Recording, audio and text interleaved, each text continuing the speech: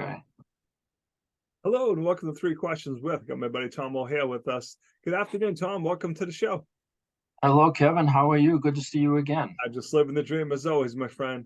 So, Tom, I've been seeing some articles online about the financial aid form changing. Can you bring us up to speed on what's changed on that? Sure, all of your colleges that you're working with or connected with are probably pumping out information, but the government decided really in 2022 to hold off on the FAFSA, the financial aid form that everybody uses, and let's make some changes. Let's simplify the number of questions. Let's make a better connection with the IRS tool so that the information can funnel over. And let's get it so that you can apply for more schools. So because of that, the typical October 1 release date moved to December 31st. And that has put schools and students in perils because schools aren't getting the information out to try to help with their admissions and recruitment, and students and families don't necessarily know what they might get in financial aid office. So we're ticking along, and there is some things the parents can do. They can get all their documentation together. They can get their financials in order.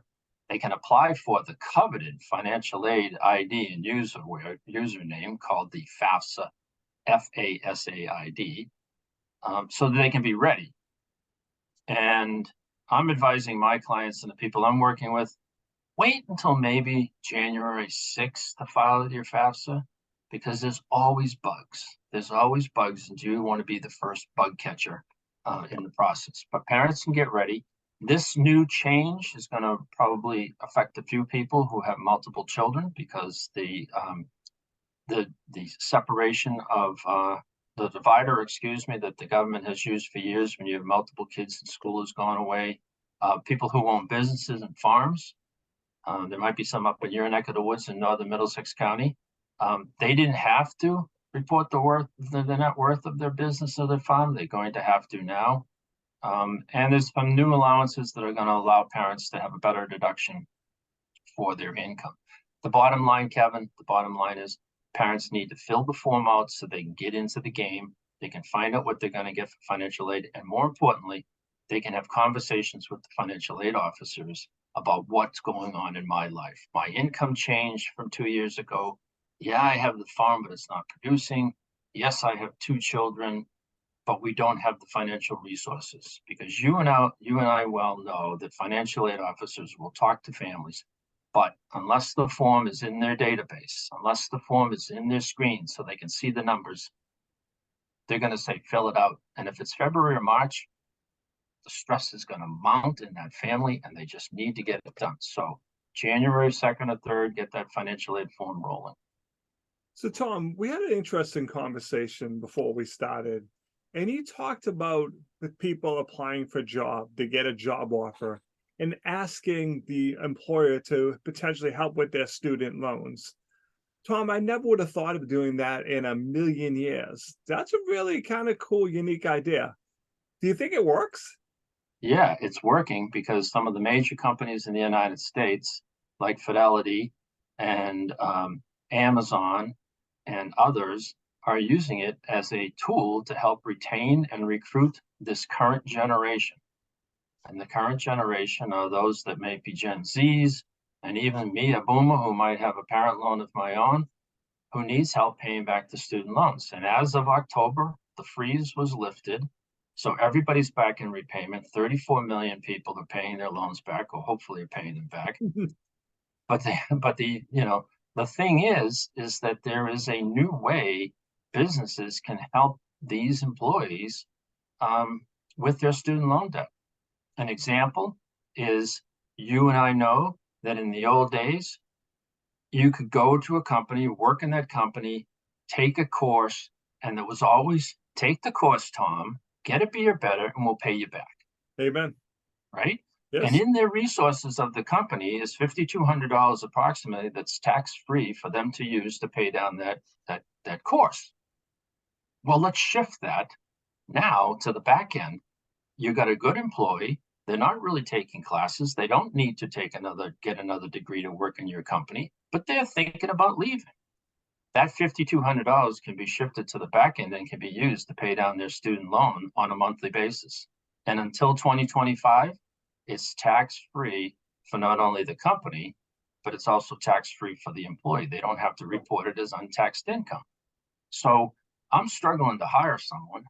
I'm struggling to keep somebody. Here's a way they can do that. Companies can also use the 401 match. So I have, I'm getting that benefit. The company is giving me 3% and I'm matching it by 3.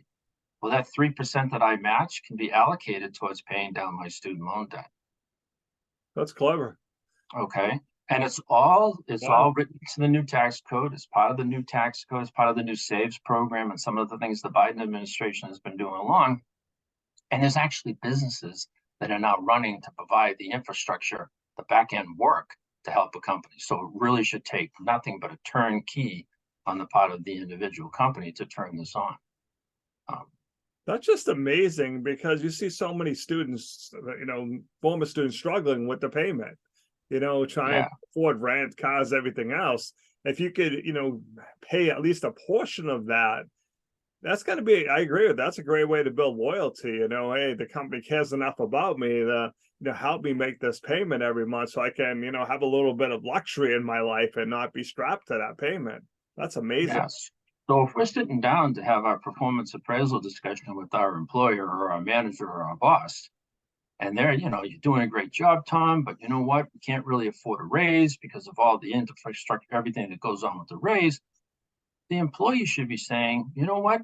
Have you heard about paying down the student loan debt? Have you heard about how companies are helping? Because I think the thing is, Kevin, right now, the employee needs to be the educator of the employer just as much as the Yep. employer needs to try to find it out themselves. So everybody in the audience that's listening, whether you're working Yep. or you're the owner, Google paying down my student loan debt and learn a little bit about it. Talk to some of, the folks that are in the New England Business Networking group, that are in payroll, that are in HR consulting. They're the ones that know about it. I mean, I'm trying to educate people as I talk about it. Yep. No, that's really it's really a cool situation, and it's going to make a big difference to some employees who are struggling to make that payment.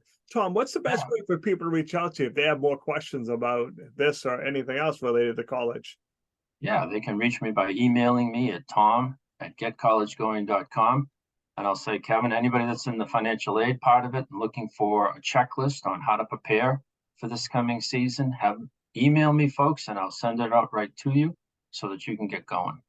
Tom, I appreciate you taking a couple minutes out of your day to call on the show, and as always, thanks for being my friend. All right. Thank you, Kevin.